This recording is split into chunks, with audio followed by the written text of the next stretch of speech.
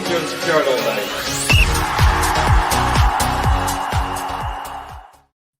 Good evening. Welcome to Wednesday night's Rangers Journal.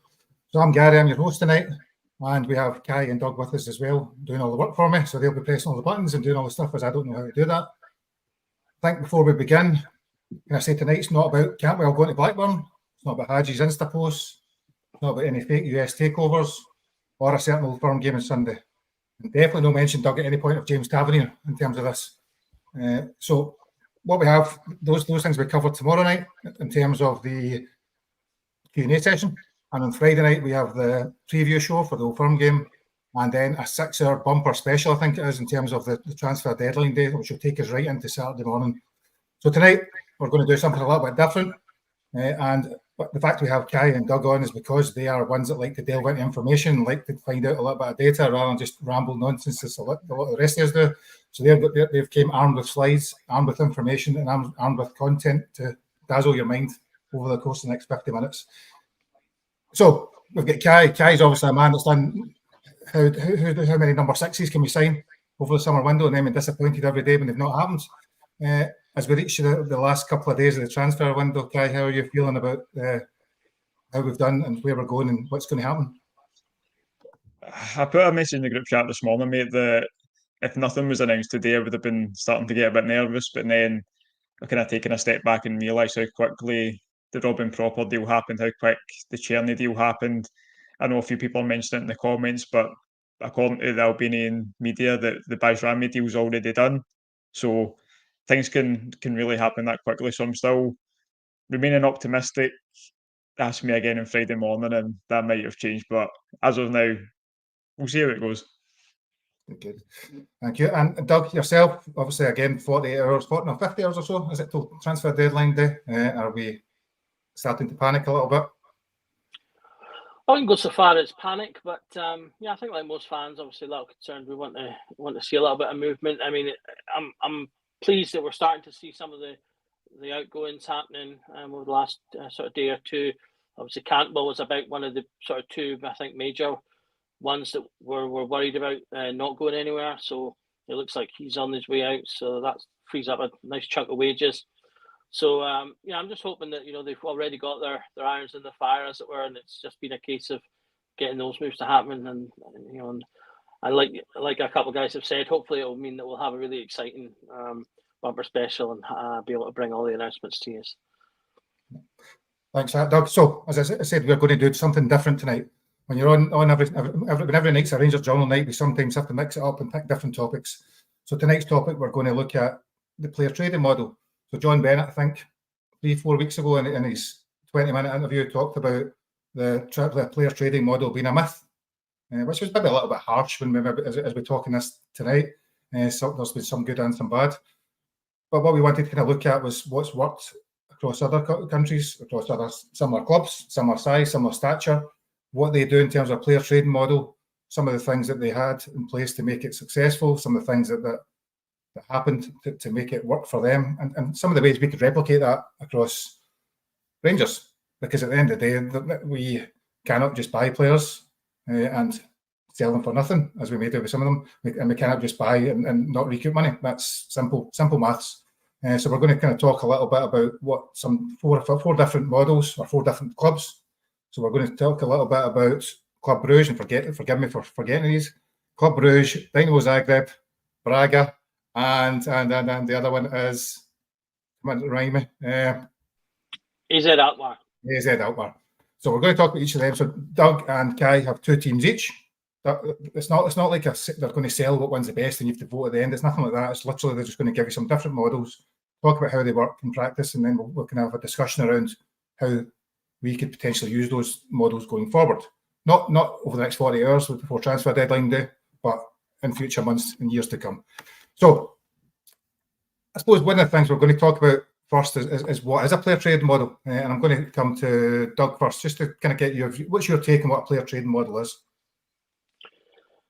Yeah, well, I mean, obviously, if you want to come out to sort of the highest of level, your player trading model is basically your philosophy of how you want your club to run in terms of your player transactions in and out. So that's your most basic sort of description.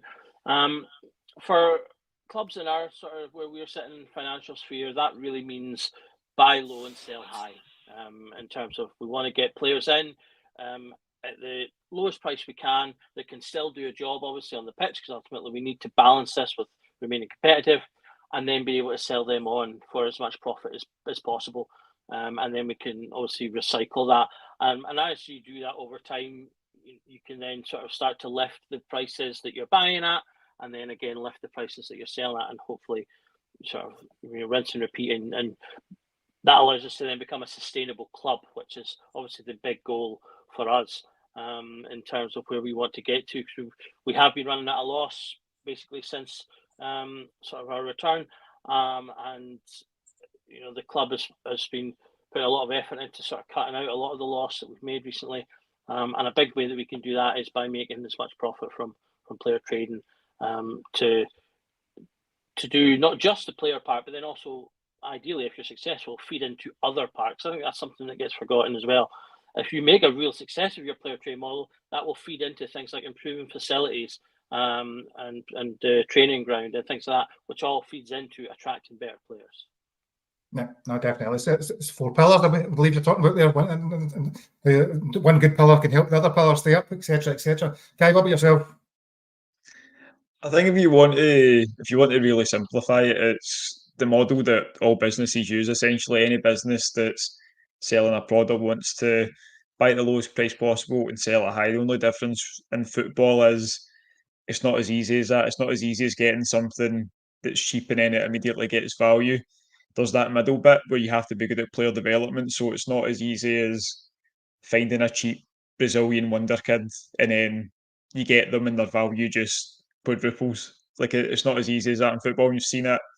Big teams have spent 5, 10, whatever million on a player, expecting to triple that player's come in, they don't settle, they don't perform, they get injured.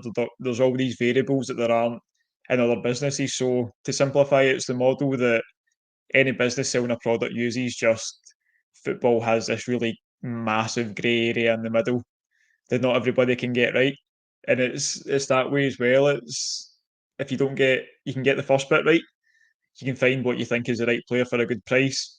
If you don't get the middle bit right, you're not getting the end product. So there's a lot of variables, but to simplify it, like Doug said, you buy low, you sell high. Just the difference in football is you need to also be good at the middle development bit, which I think a lot of clubs struggle with. There's a lot of good scouts out there that can spot players that have the potential, but there's not a lot of clubs out there that is as good at the development part as are at the scouting, and that's where the kind of tricky bit comes in. But obviously, the clubs we're going to look at tonight do that pretty well. So I suppose on that basis, you're saying real life's not like Football Manager. Is that kind of? It's not like FM25. You can't just buy a high potential player and it turns out great. It's not always as easy in Football Manager as well, unless you're using the editor.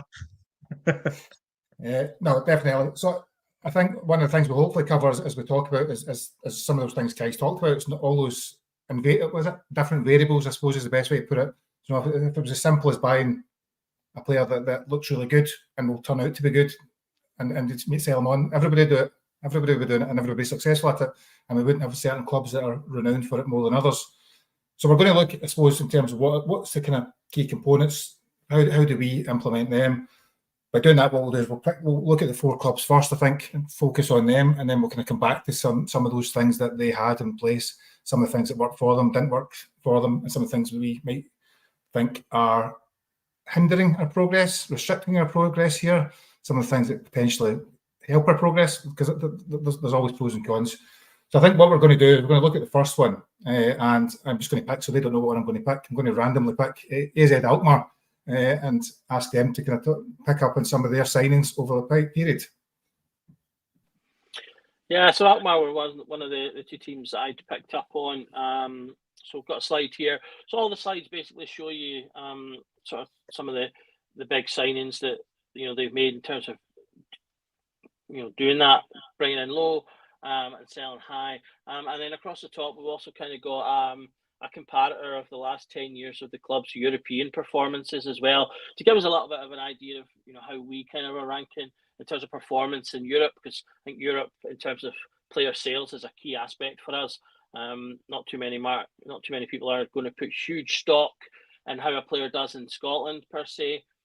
So European performance can be a big indicator there, and I think we stack up reasonably well. So looking obviously at Akmar's, and I'm probably pronouncing that terribly, but so if there's any people from Holland or the Netherlands, I should say, watching, I apologise. But they're not too similar to us a lot of the time.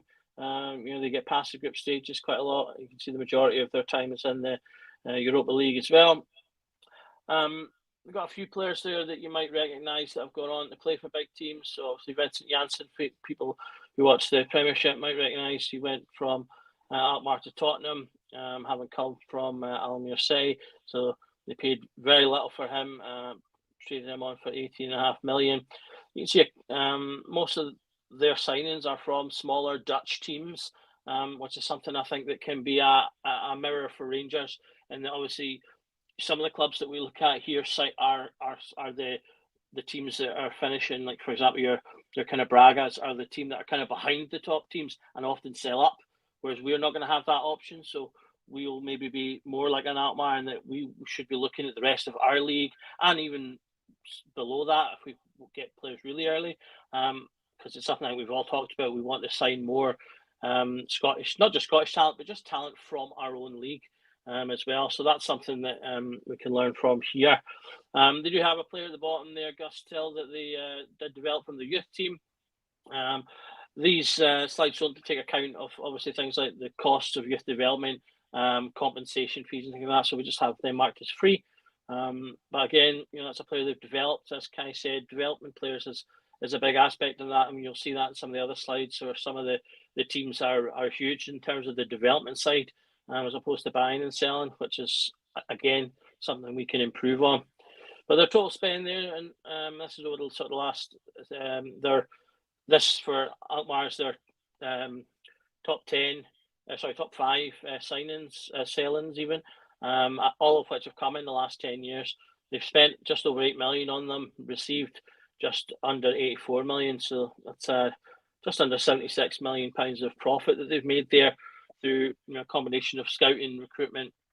They're very big on maintaining their financial stability at Alkmaar as well. They're not one of the bigger teams in Holland, but they've got a good reputation for their development academy, and they have a strong emphasis on trying to develop talent, which is, I think, something that's strong across all of Dutch football. Trying to sort of develop youth talent, and generally the Dutch are very good at that. Ajax is a team we could have easily looked at in terms of that sort of thing. They're quite financially stable. They try to avoid excess spending when they can, and I think that's something that we should be looking to aim for. And as I say, their models allowed them to kind of challenge at the top end of the Eredivisie without necessarily being one of the top clubs regularly. But they do regularly qualify for Europe, obviously, as the sort of a performance indicator across the top shows, and they do reasonably well in Europe. So while they don't have the financial power of, say, your Ajaxes or your PSVs, the smart signings and the ability that they're showing here with these type of players allows them to keep competitive at that level, keep playing well in Europe.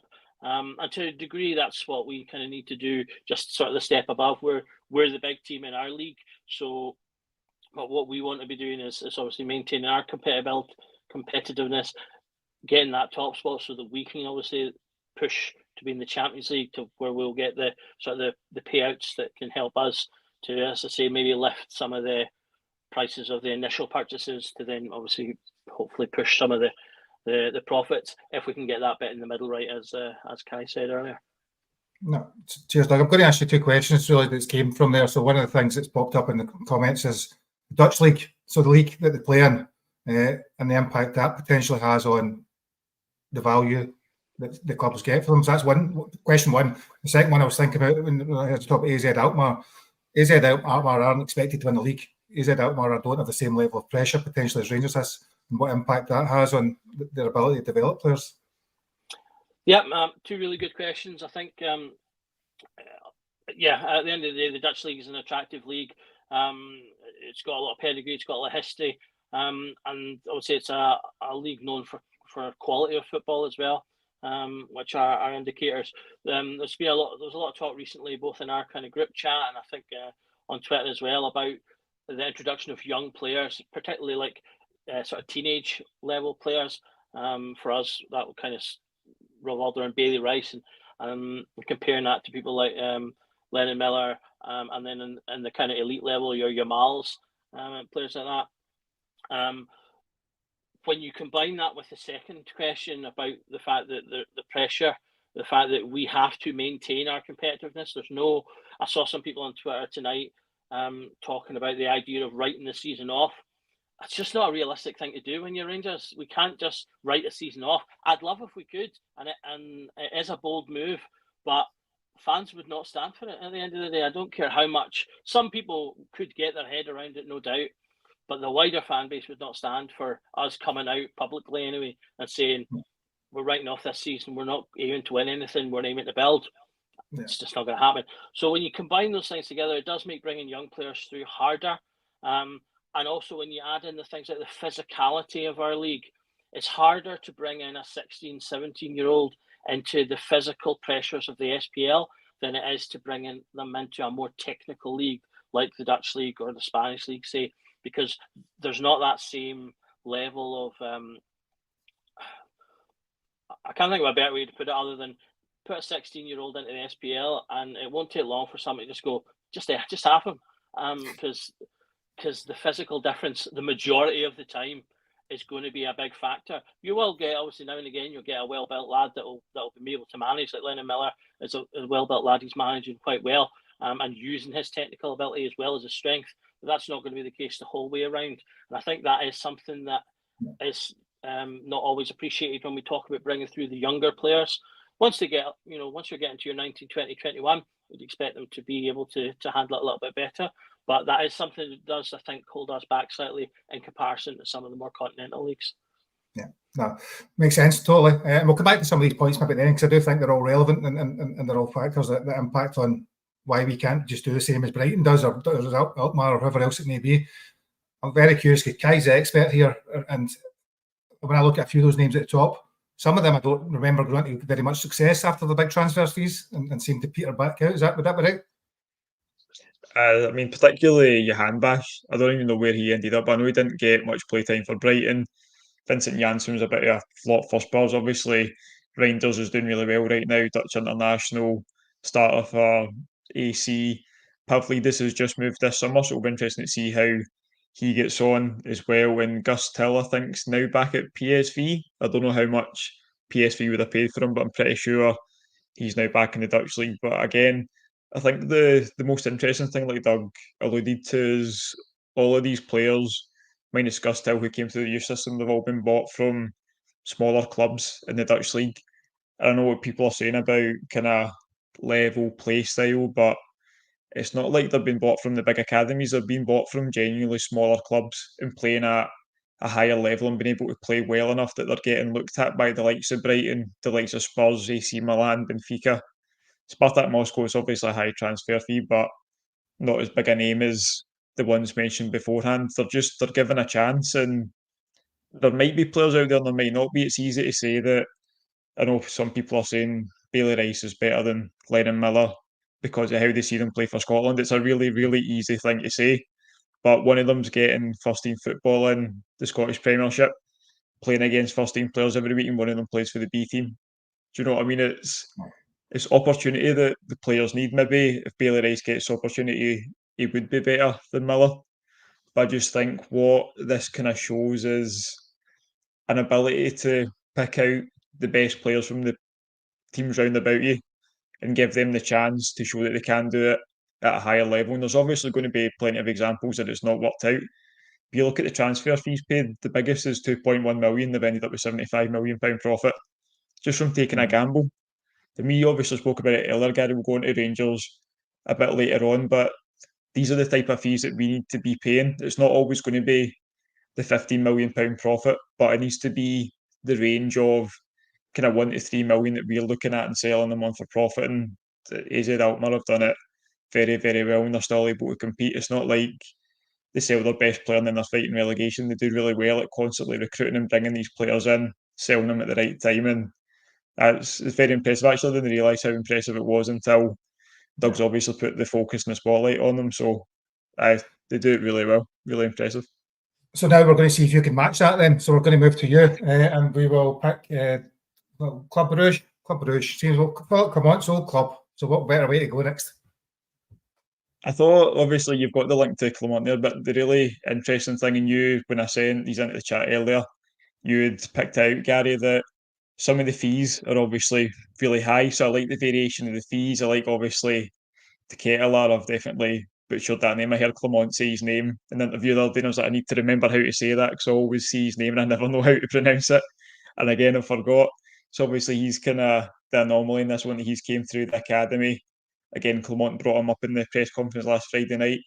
And he's now, I think he just moved to Atalanta. It didn't really work out for him at AC, but he got loan moved to Atalanta. And then they've now bought him permanently. I'm not sure what the fee is there. Obviously, they brought through an academy player and got almost 31 million for him. Igor Thiago's kind of the big one, and the one you were obviously talking about, Gary, in terms of transfer. I feel like we're not in the league have been able to go and pay 9 million for a player, but look at the profit they've made there. They've trebled their money on a player that I think he was only there for one season. I think somebody will be able to correct me if I'm wrong, but I think it was only one season. He was at Bruges and then Brentford side him in the summer, and I actually think he's injured. So if anybody's wondering why you've not seen him, I'm sure he picked up an injury in pre-season. And again, it goes a bit further back to Wesley, that you were obviously saying, Gary, about players in that Alkmaar list not making much success. I think Wesley's never made it at Villa, and I think he's maybe in Turkey now. I remember looking at his transfer history, and I think he got a move this summer, and he's definitely never lived up to that 20 million price tag. Kusunu, again, it's really good scouting. You see it in Antonio Nusa as well. That kind of Scandinavian scouting that always seems to do really well. Going to Belgium, you've seen it if you follow any Belgian journalists this summer. All their big clubs sign so many Scandinavian players, and they're not going to make profit on them all. But look at the potential that's there. I actually think they've been done a wee bit on Antonio Nusa because I'm sure last summer he'd agreed a deal to Spurs. I think it was. It was between Spurs and Brentford. I think they were getting 30 million last summer, and Leipzig have managed to get him for under 18 million this summer. So I think that's a really good deal for Leipzig. And then the Kusunu one as well.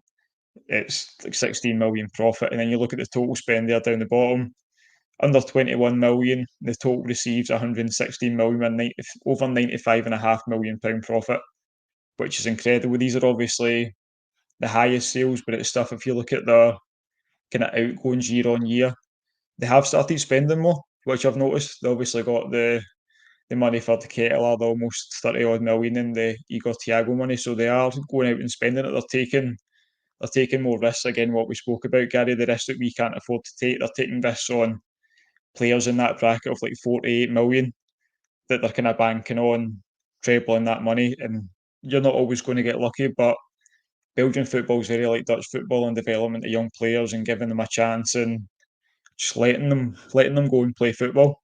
Do you know what I mean? They've got the chance to fail, which some players have, but they give them that platform to go out and show what they can do. And obviously, look at how Bruges have benefited from that financially. Just again, kind of a couple of questions as I'm listening to you talking. So one of the things that might be wrong, might be totally inaccurate, is that they buy players and sell them quite quickly. So you're talking about maybe selling after a year, whereas I suppose one of the issues at Rangers has been we grow to love our players quite quickly and don't let them leave. And I suppose, is there a slightly different approach, I suppose, in terms purely of how they see the fans' favourites? Maybe that's maybe very general. I think so. I don't think it's not like there's a lack of loyalty, but they know that not so much that players have a shelf life, but players will hit their max value that they're going to get for them. Like no matter how good a player is at Rangers right now, there's a max value. Like we obviously seen with O'Reilly moving recently, there's a max value for players coming from Scotland, no matter how good they are, unless they're a striker scoring 60 goals in 30 games. That kind of 20 to 25 million mark is going to be what you get, no matter essentially how good the player is, unless somehow a world class player turns up from like Hefty turns into the next Marcelo. Do you know what I mean? There's going to be a bracket, and I think that's what Club Brugge are really good at doing, selling players at that peak value. Like you say, there's plenty of players have only kept for a year, 2. I think Nusa was maybe 2 years, but they tried to sell him after a year.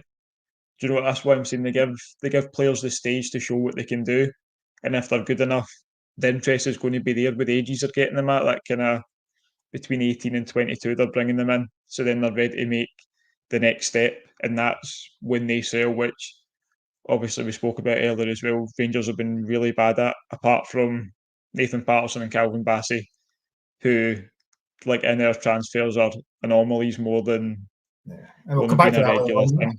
Maybe come back to the So timing of that's those. what the timing's always perfect for Bruges, or it seems to be anyway. Like I say, with the Nusa deal, I'm sure it was closer to 30 million. I don't know if it was 30 million euros, but I'm sure the fee was closer to 30 million last summer.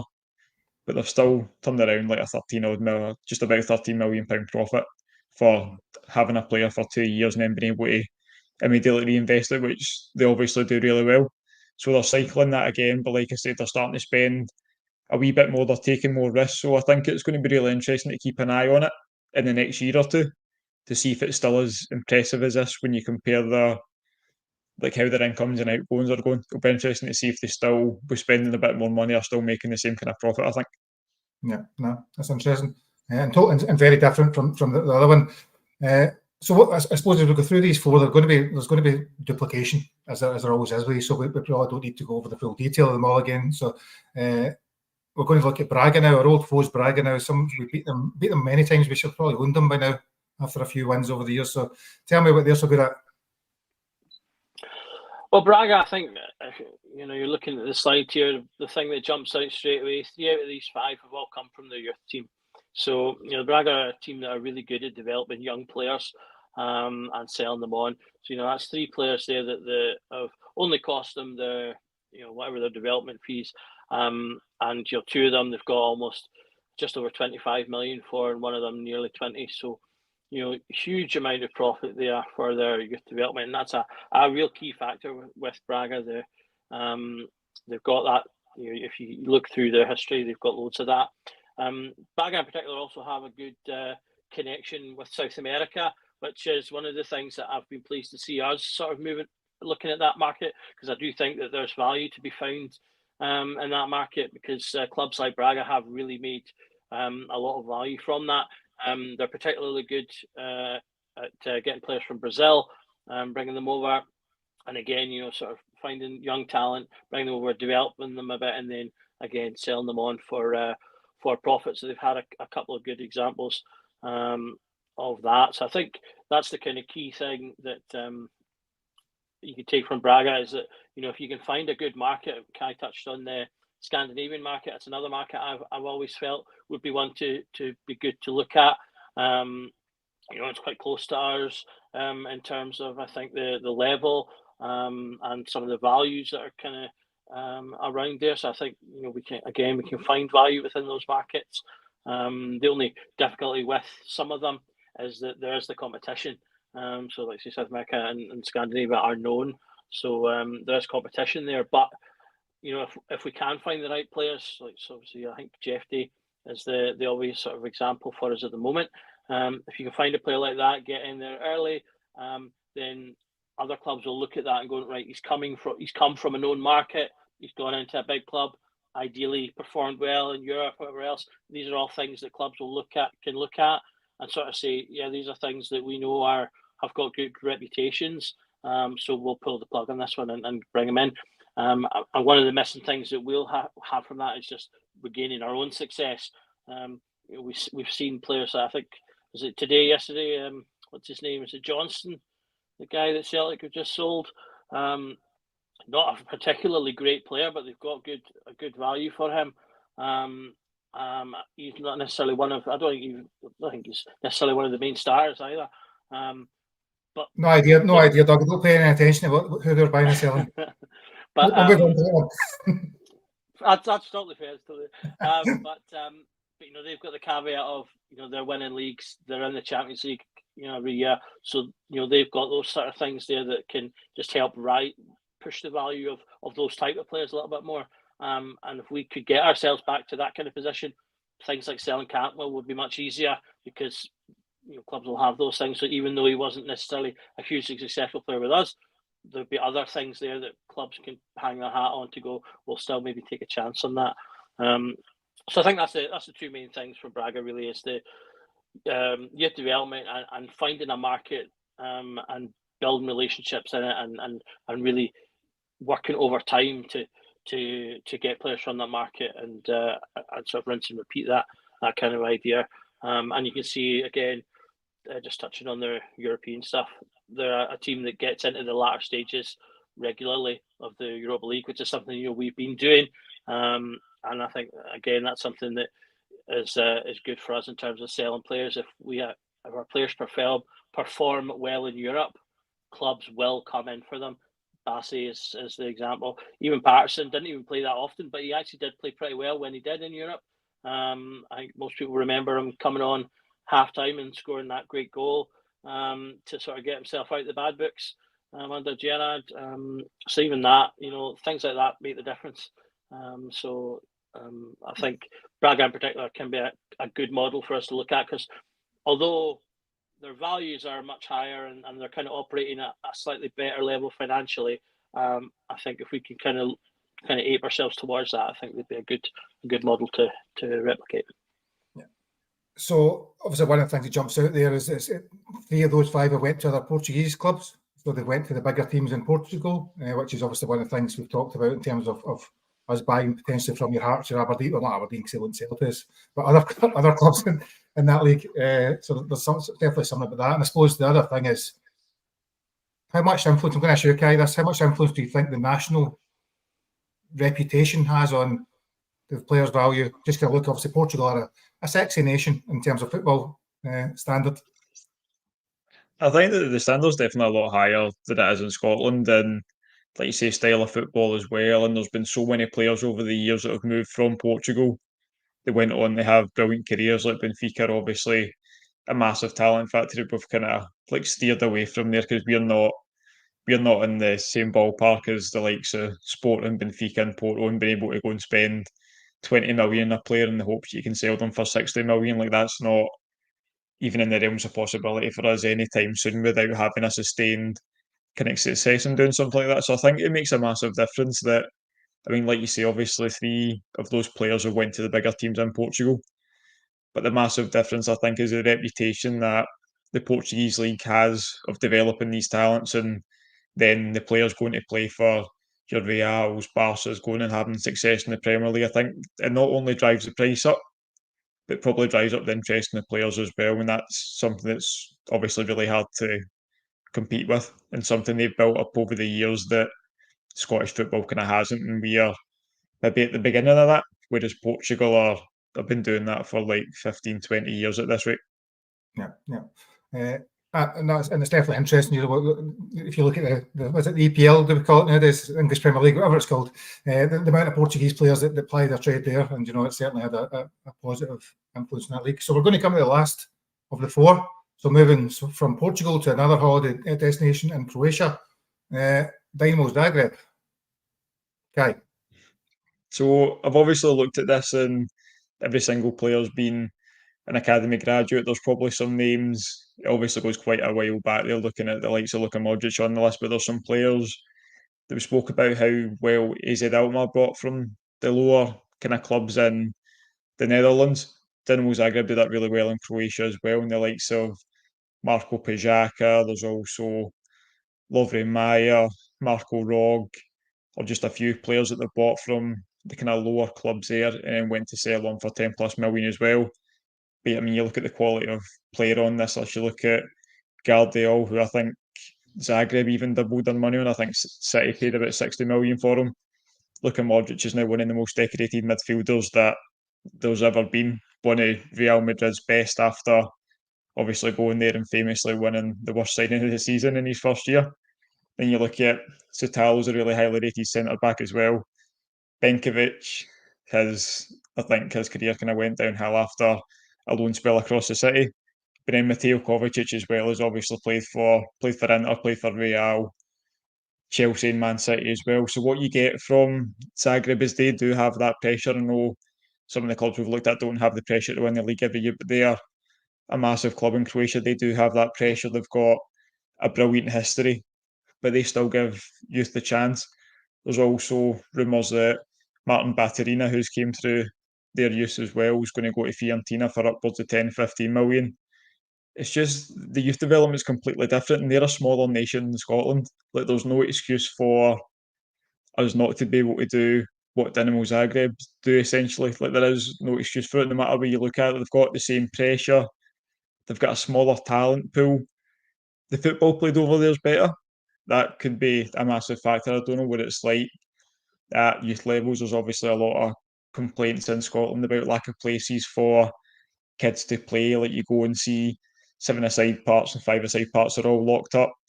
I don't know if that's the kind of same thing they experience in Croatia, if stuff like that makes a massive difference. But there's no reason why we can't do what they do. And they do compete in Europe. They do, well, maybe not the Champions League, but in terms of Europa League and the Conference League, Dinamo Zagreb still do really well, and they've managed to develop world class players, something that we've not been able to do.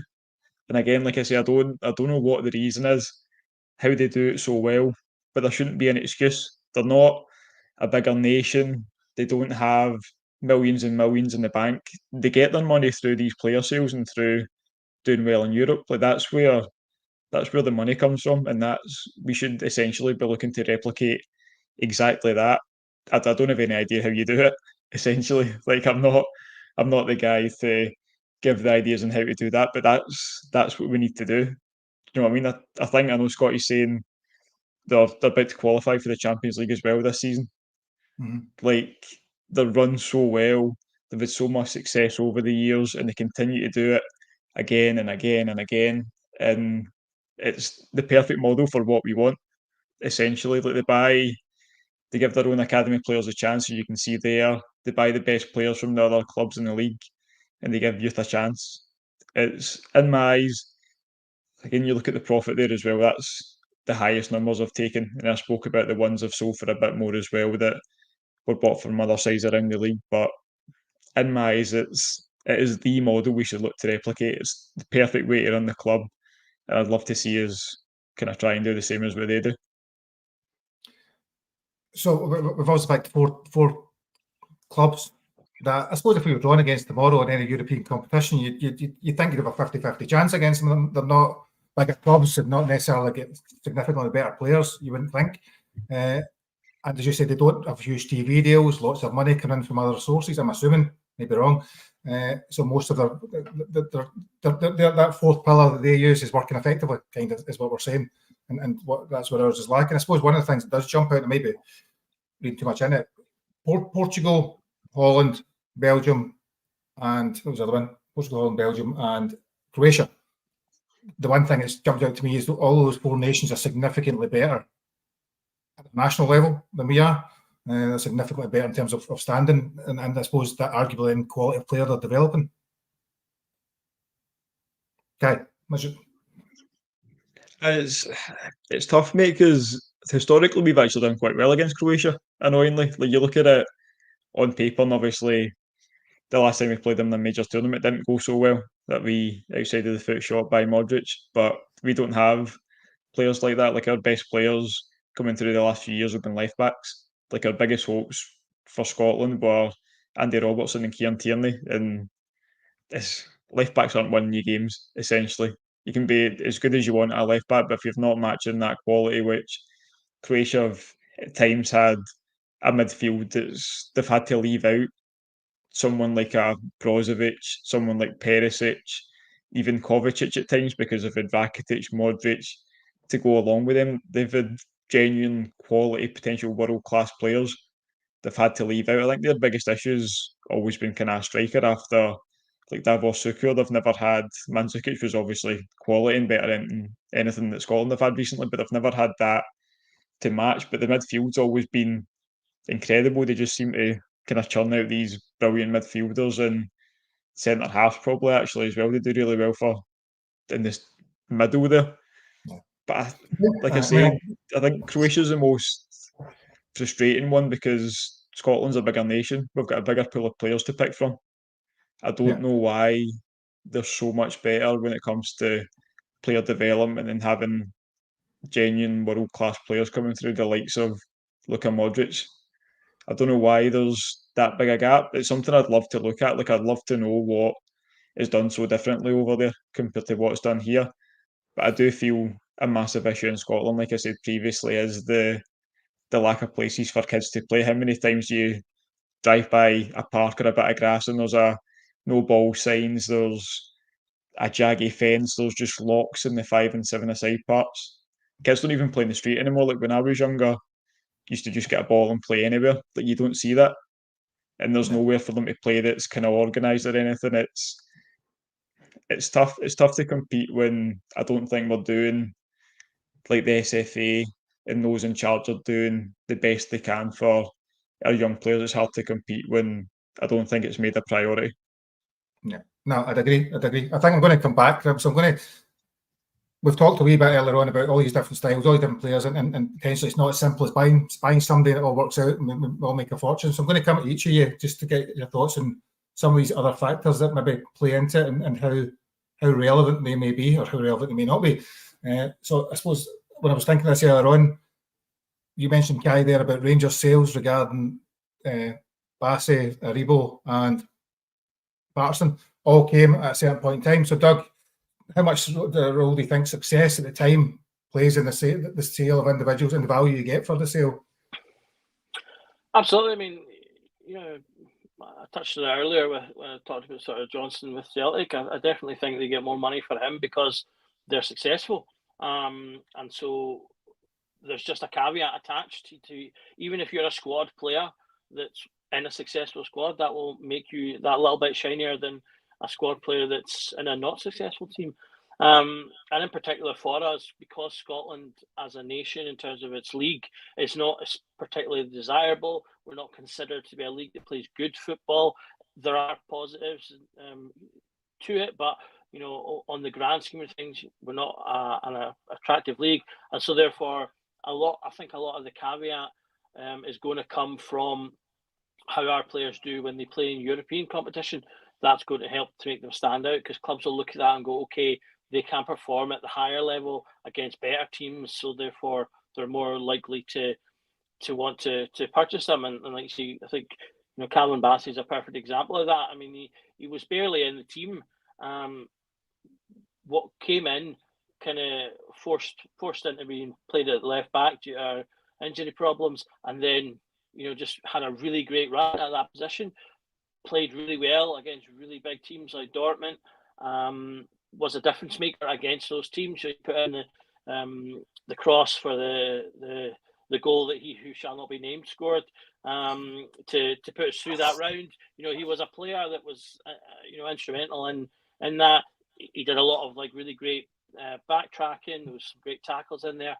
He had moments, and so within what barely felt like 12 months, he went from not being in the team to being bought for £20 million by Ajax. So it doesn't take much, and if we can combine a good run with selling players afterwards, then that could be a point to maximise. So there's a lot of people that talk about we should have sold players after being in that final, and I think there is some. Some people wanted to pretty much gut the team at that stage. I don't think we should be going to those kind of levels, but I do think maybe a Kent or a Morelos, that would have been, or maybe less for Morelos because he was injured, but Kent, potentially that could have been the perfect time to have sold him on the back of appearing in a European final. He'd had a good run, and obviously with hindsight, from that point on, he pretty much just constantly went downhill. So I think that's an example of a player that maybe we should have sold when maybe not the best time for us because we'd have liked to keep him, but it would have been the best time to maximise that. And then you go and you reinvest. Someone in the comments said we can't sell players, our best player every year. People will get tired of it, and we have to be able to not just to make money. I think you can do both. You can sell a good player every year or two and reinvest that in other good players and keep that going. I mean, people love a new signing. So as much as it's disappointing to see a player go, you can mitigate that if you then go and sign another exciting player. So I think there's a ground to be met between the two to, as I say, try and get those timings right. No, I agree. I suppose that's the point I was making earlier on, that, you know, we have fan favourites, and it's a lot harder to sell a fan favourite because we get emotionally attached to them, maybe in the same way that some others don't. Okay, I'm going to come to you with a different question now, really, just picking some. How much do you think the previous success of a club and selling on players that then went on to success has in having a successful player trading model? I think it's massive, mate. I think it's the same for, I kind of liken it to players going out and loan to clubs and having a successful spell there. The teams will look at, I think maybe you look at the success that we had with Malik Tillman, is maybe why Brighton thought, do you know what, I'm going to send Seema there because they've seen how well Tillman done here. Then other big clubs look and go, oh well, if Rangers given the chance, they play in a big stage, they're quite good at developing them, giving them a chance.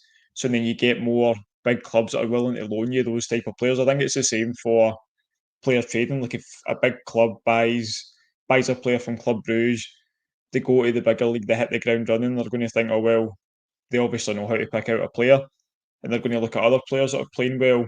Maybe not so much for the same team essentially, but look at the same league. They might go back to the same team. But I think it's huge for the league, and that's what we spoke about with the Portuguese league. You look at the amount of players that went to, like I say, your Real Madrids, your Barças, your big clubs in the EPL. It doesn't just necessarily have to be that it's from Benfica, but a player going from Benfica and doing really well also benefits Sporting in Portugal, which I think is a massive thing. Like I say, it might clubs might essentially look at the same team mode as well, depending on how good the player does. I think it's not only massive for the club that's selling for the player to go on and do well, it's also massive for the league, which essentially could benefit everyone in the long run. You might not think it. Obviously, if you're a Benfica fan, you're thinking that you're selling players and then teams been willing to go and buy Sporting and Porto's best players for more money doesn't benefit you. But if then they go on to do well as well, it keeps those big teams coming back to the league. And they might not necessarily care what club it is, but if it's a continued success, they're going to come back to your club eventually, and you're then going to get that big sale again. Yeah. And I suppose you're interested. I'm just thinking there, as we look at Scottish players now, the market for Scottish players is quite slim. Seems to be EPL, Scotland, or Italy for some bizarre reason. There doesn't seem to be any many other markets Scottish players go to, and there's obviously something around that certain markets pick certain nations and find them more attractive. That's what I mean as well, mate. Like that's what the Italian teams are doing now, isn't it? They're looking at Scottish players, and obviously you've had Hickey go there, Ferguson, Josh Doig, and then it was rumoured that Connor Barron was linked with there. I know Lennon Miller's been linked to some Italian clubs as well. So they're coming back to Scotland. Like I say, it's not necessarily going to be the same team all the time, but it's huge for Scottish football if like Serie A clubs are going to keep looking at our young players and giving those other teams a couple of million here and there. It's massive for Scottish football. Like I say, it might not always benefit us personally, but for the game as a whole, it's huge. Yeah. I see one of the comments, weather is rubbish, yes. So it's not, it's one of the key factors why Seafood didn't like it, didn't it? It was too cold for him, that's why he left. So I've got two other questions we're going to bring up before we move to a kind of final part. How much do you think, I suppose, Doug's disappeared, so I'll stick with you, Kai, for this one. He didn't like that, obviously. There's too many questions. You're back, Doug. So how much do you think the consistency of manager and playing style has impacted on our ability to sell players? We have had 4 managers in 4 years, is that right? I can't remember off the top of my head. And each one of them have a different style and different desire, different. Doug mentioned earlier on Calvin Bassey. If Calvin Bassey, a Gerrard that stayed at Rangers, Calvin Bassey, I pretty much would guarantee didn't go for 16 million quid. So how much do you think the manager? It's a really interesting one to think about, mate. It's probably one that people don't think about a lot when it comes to player trading. You normally think about the kind of scouting team, your director of football and head of recruitment. But if the manager doesn't play the players, then you don't get the money, which is obviously what Doug said about Calvin Bassey. If he doesn't get that chance, he could still be sitting in the B team, or he could be away out and loan to a League One club. He could be sitting in the same boat as your Leon Kings and your Adam Devines. It's all about chance as well. And even if the previous manager goes and buys a number 10, new managers comes in, doesn't want to use number 10s, that's probably a failing for that player if he can't adapt to a new position. Or we've seen it, I'm going to use an example here, not so much player trading, when you talk about consistency of manager. Federico Chiesas went to Liverpool for about 12 million all because Thiago Motta doesn't fancy him. That's a player that's a starter for Italy. He's been quality in Serie A for years, and 12 million because Thiago Motta's come through the door and immediately said, I don't want you. No one's come in for him for the kind of price they wanted. Then they've went and bought all their players and have thought, I still need to get him out the door. So I think it was like either 14 or 15 million euros for someone that's good enough to start for Italy that's going to turn 27 this year, that's been playing well in the Serie A for years. Like that, it's something that I hadn't thought about until you asked the question, but it's stuff that does really matter. The manager coming in and not fancying a player can ruin your player training model. A manager that comes in that doesn't like using youth players. And I don't know if that's something that at a board level, I don't think it's something the Rangers board think about. Maybe clubs that are ran a bit better, like your Brighton's brought in I don't even know how to pronounce Hurlizer or whatever his name is, the boy from St. Pauli, because he played a similar style to De Zerbi and he wants to develop players and make them play good football. Whereas I don't think that probably came into question when we were replacing Gerrard, replacing Gio, or even replacing Beale. I think it was just a case of you get probably the best manager you think's available, which was probably Clement at the time. And I think it's huge, and it could.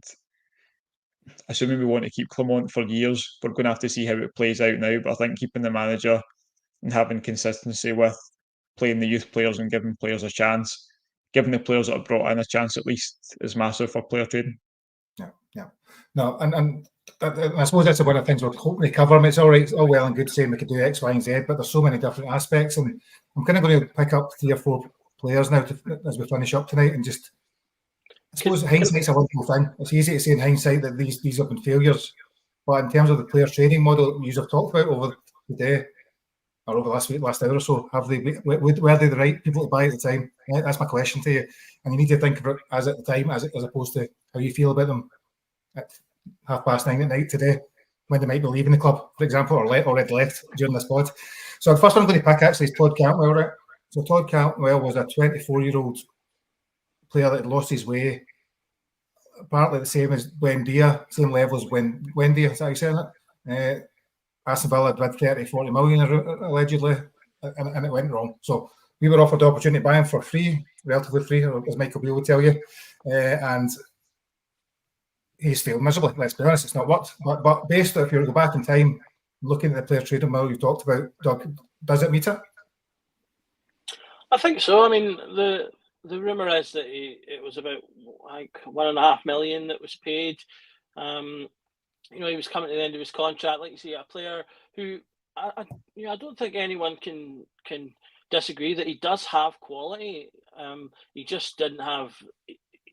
He just didn't bring out often enough, and B, just maybe didn't have what was required to play for Rangers. I think are the 2 biggest issues that is ultimately come ahead. But the problems that I think were more with that is I don't think there's anything wrong with the player in terms of the type. There's a wayward player that's perhaps when at their best going to be of a greater value that we would be able to afford. It's that kind of area you want to try and sneak in and get to then obviously get them back to that level and then sell them on. So there's nothing wrong with that as a part of the model. The bit that we have to be wary of is overpaying in terms of the wages and considering the contract lengths, because I think that's part of where we've gone wrong. We've overplayed our hand in that respect, and therefore when they don't work out, you then get badly stuck. And so obviously we've had that bit of a problem with Cantwell. So he's suggesting, Doug, we don't look at 7-year contracts then for all these players we buy from now on. Is that the idea? That would be an idea. Don't follow the Chelsea model. That's the train of thought. But like you said, you've mentioned it a couple of times. This idea of 4 pillars, and sort of touching on what Kai was talking about there. The transfer system and the transfer model that we work to isn't a thing on its own. I mean, when you envision pillars, you kind of envision them individually, but I think we have to consider the idea that obviously these pillars are holding up a roof, and so if one isn't working or sagging, your whole roof is sagging. And so the boards, Kai touched on it, the board have to be thinking long term in terms of managers. Will this manager work with what we have now? Does he follow on well from what we have now? And that's meant to be the point of having these like sporting directors and people in those positions, because they're going to be taking that step backwards and looking at that wider picture and going, right, this is what we're aiming to do. This is what the club's ethos will be, and making sure that when you appoint people in positions that they are within that ethos. And that's what we've not been doing. We've been not been picking player managers and at times players that all fit within the ethos that we want the club to be in, because I'm not entirely sure if the board really have an ethos yet for the club to be in. And that's something that I think we need to have to help make all of these pillars work, not only on their own, but work together, because they're all interconnected and one can't work to its maximum efficiency without the others. Yeah, no, definitely. And there's no right way to do it, but I think we've learned that. Hopefully, listen to the last hour. I'm going to pick it, and just very quickly, a couple of players, just because again they jumped into my head when we were thinking this. Nicholas Raskin was a 21-year-old Belgian under 21, maybe the captain, I can't remember, or international anyway. He was signed 18 months ago to a bit of a fanfare. Again, in terms of player trading model, was expected to really kick on. We're now probably about halfway through his contract. He's arguably declined in value from what we thought it was going to be from transfer market value, I suppose. And again, looking at that was, presumably in hindsight, the right transfer model. I think it's exactly what we're kind of looking for. Do you know what I mean? Like you say, Belgian under 21 international. I know there was some dodgy stuff going on that he wasn't playing or he wasn't training with the first team. Maybe something we should have looked at and thought, I know he's not had an issue like personally when he's been here, but he's obviously had issues with his fitness. That there maybe was something there that you maybe avoid that deal, that the player's been like frozen out. And again, he was really highly rated. I'm sure he was linked to a couple of clubs bigger than us before he came here. He's obviously come in and said he wants to end up at Chelsea, which I don't see happening unless miracles happen when he leaves Rangers. But I do think it was the right transfer when you look at it on paper. Like you say, a good young player. Even when he comes in at the start, started off really well. The first time he came off the bench, he was kind of buzzing about, picking up loose balls, getting involved, and you're like, looks like he could be a really good player. He plays 2-3 really good games. That's really picked up an injury pretty quickly as well. And then he's never really kicked on since then from looking that promising. But I do think on paper, even looking back in hindsight, that it's the type of transfer that I'd want us to go and make again. Do you know what I mean? Like that's not. I don't think that should put us off going for deals like that. I still think if that deal, like the boy from Anderlecht, that Fabrizio Romano had spoke about, was available for 1.2 million. The Norway under 21 captain can play centre mid, can play right back. If we can go for that deal, go for it. I don't think we should be put off those deals because what's happened with Raskinen. Who knows when he comes back this season? He could come good, get a run under Clement, could turn it around. But I wouldn't let that discourage us from going for the types of deals. I still think it's the right deal to go for. And I picked Raskin an example, but I think if you look at the club as a whole now, Matondo and a whole host of other players, Yilmaz arguably, and various other ones that we've got that were bought with the transfer model in place that currently have not realised that potential. Not to say they won't, and still could, but the model has been trying to work, hasn't worked for a whole variety of reasons. Could be manager playing style, could be the country, could be basically not winning anything, and a whole host of other reasons. But I suppose my question, I've listened to you and looked at it, is that there has been a model there. It's just for a whole variety of reasons, it's not worked. Would that be fair to say, Doug? Yeah, I think so. Like you say, you can pull out all these players, Raskin, Yilmaz, those guys from the past, and then you can look at our most recent signings like Agamani and Jeffy, even Barron. These are all players that are at that similar kind of mold, young players that look good, that we've been able to bring in for relatively good value, that obviously we want then to try and recycle. And I mean, when it comes to Raskin and Yilmaz, there's two ways for players to come good, and that's to be good on the pitch and then to be sold for a profit. So I mean, if you look at Fashion Sakala, for example, he came in for free, did reasonably well on the pitch, although most people agreed that he wasn't necessarily quite as the level of quality that we needed, but he still did pretty well overall in terms of goals and assists. And then we sold him for, was that about 4 million, just under 4 million. So, 3 to 4 million is a great example of the transfer model working on a smaller scale. Not everything is going to be the 16, 20, 30 million sales, but Fashion Sagala is a great example of the transfer model working well. Going into a small market, getting them in and selling them on. So we can still do that with those players. And like Kai said, I still want us to be aiming for them. The one thing I think I would sprinkle in, without us getting into it in any heavy detail, that has affected us is injuries. Yilmaz and Raskin both being affected by that. That's something, like Kai said, the bit in the middle, the training and all that's part of that. Players getting injured as part of that. That can totally change. I mean, look at Michael Moll's career. And how that was totally changed by an injury.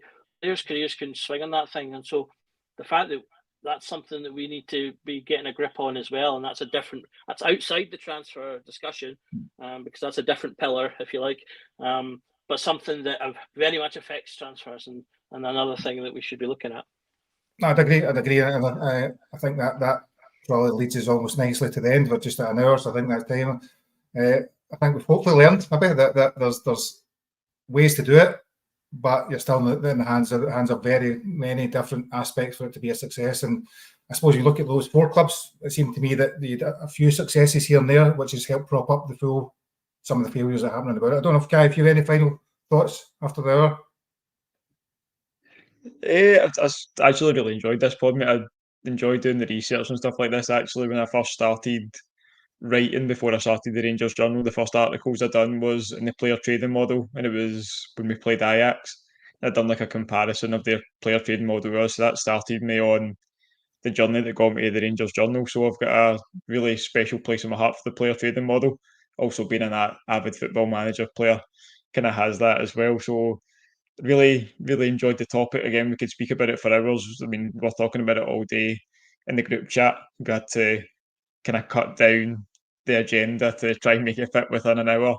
And like Doug obviously said, we probably could do a part two in January when it comes around. But really enjoyable topic. Hope everybody enjoyed it. And just want to say is a really good debut hosting, Gary. Well done, mate. Oh, thank you. I appreciate that. It's so interesting. Once you start firing more questions each other and start to think about it more, there's so much more to it, and it becomes more fun to talk about. I think, Doug, obviously, we kind of got some final comments from you. I think it's probably time to finish. I'd like to thank you both for all the work you've done in preparing for it, and say all the discussions we had earlier on. And for those that have missed the actual up-to-date current Rangers talk about signings and sellings and all that stuff is there. Tomorrow night, the Rangers Journal will be back, as always, with a Q&A.